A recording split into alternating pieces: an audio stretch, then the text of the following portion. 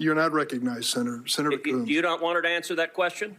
You wouldn't allow her any. Mr. Chairman, she may answer the question. I've asked her why she sentenced Stewart. You've gone over the time, Senator, by 2 minutes. Why she? Because you've interrupted me for 2 minutes, Mr. Chairman. Will you allow her to answer the question, or do you not want the American people to hear why, with someone she described as an egregious? There comes a point, Senator, where you get a little bit. Chairman Durbin, will you allow her to answer the question? You won't allow her to answer. I will happily allow her to. The question is Senator, why you sentenced Stewart, an egregious child pornography possessor, to half of the amount requested by the prosecutor. Please, Senator. Will you allow her to answer the question, Chairman Durbin? Senator Coons. Why are you not allowing her to answer the question? There's not another senator here that you've not allowed her to answer the question. I'm not asking another question, but allow her to answer the question, Chairman Durbin. Thank you, Chairman Durbin. Why do you not want the American people to know what happened in the Stewart case or any of these cases? Chairman Durbin, I've never seen the chairman refuse to allow a witness to answer a question. You can bang it as loud as you want. Well, I can just tell you, at some point you have to follow the rules.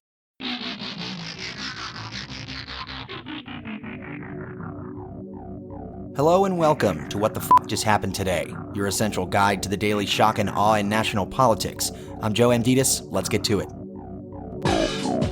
It's Wednesday, March 23rd, 2022. Welcome to day 428.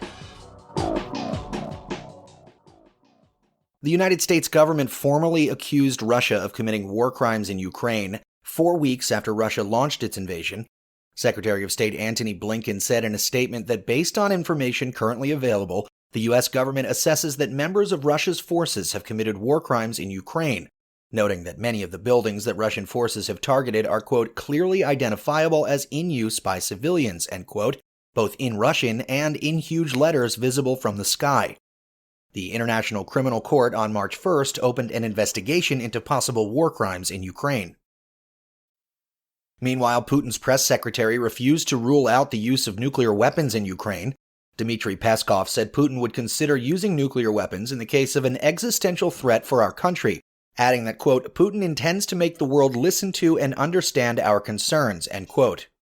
Peskov repeated that Putin's main goals of the operation are to get rid of the military potential of Ukraine, to ensure Ukraine is a neutral country, to get rid of nationalist battalions, for Ukraine to accept that Crimea is part of Russia, and to accept that the Moscow-backed separatist Ukrainian regions of Donetsk and Luhansk are, quote, already independent states, end quote. The Pentagon called the remarks dangerous and said that it's, quote, not the way a responsible nuclear power should act, end quote. Putin has previously warned that countries that interfere in Ukraine should prepare to face the consequences, quote, you have never seen in history, end quote. Meanwhile, NATO will double its troop presence on the alliance's eastern flank in response to Russia's continuing war in Ukraine. Secretary General Jens Stoltenberg said the deployment will consist of 4 new battle groups in Bulgaria, Hungary, Romania, and Slovakia. NATO will also provide Ukraine with equipment to protect against chemical, nuclear, and biological weapons. Stoltenberg called on Russia to stop its nuclear Saber rattling, saying the use of chemical, nuclear, or biological weapons would be a blatant violation of international law and would fundamentally change the nature of the conflict. Over in Russia, Moscow's climate envoy resigned and left the country, citing his opposition to the war in Ukraine. Anatoly Shubais is the highest-level official to quit since the invasion began. Separately, Russia's central bank governor Elvira Nabiullina tried to resign following the invasion, but Putin rejected the bid. Nabiullina was nominated for a new 5-year term last week. Meanwhile, in the United States, Paul Manafort was blocked from leaving the country because he tried to use a revoked passport. Manafort attempted to fly from Miami to Dubai before Customs and Border Protection barred him from boarding the plane because of an issue with his passport. Although Manafort is not legally prevented from leaving the country or from applying for a new passport, in this case he tried to travel using a passport that was revoked in October 2017 after his arrest. It's unclear why he tried to travel using the invalid passport. In 2018, Manafort was convicted on 8 counts of tax and bank fraud and later pleaded guilty to financial crimes, violating foreign lobbying laws, and attempting to obstruct justice. At the time of his arrest in 2017, Manafort had 3 active passports, each with a different identification number. And finally, Supreme Court nominee Judge Ketanji Brown Jackson continued to defend her record against increasingly aggressive and contentious questioning from Senate Republicans which fact-checkers and Democrats have debunked and criticized. During her second day of questioning by members of the Senate Judiciary Committee, Judge Jackson faced accusations from Lindsey Graham that she had been too lenient in her sentencing as a federal judge, with Graham repeatedly interrupting her before she could give answers to his questions. Ted Cruz also used his time to accuse Judge Jackson of not answering his questions, despite continually interrupting her whenever she started to respond.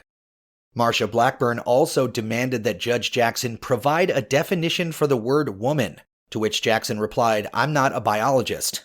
Throughout the day, Judge Jackson repeatedly said that as a judge, she operated within the parameters of the laws passed by Congress, and that her overall record showed her sentencing decisions were consistent with what the law recommended.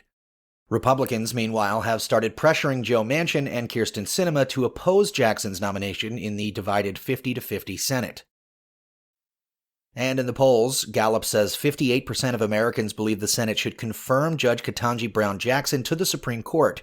Only Chief Justice John Roberts, at 59% in 2005, had a higher level of public support.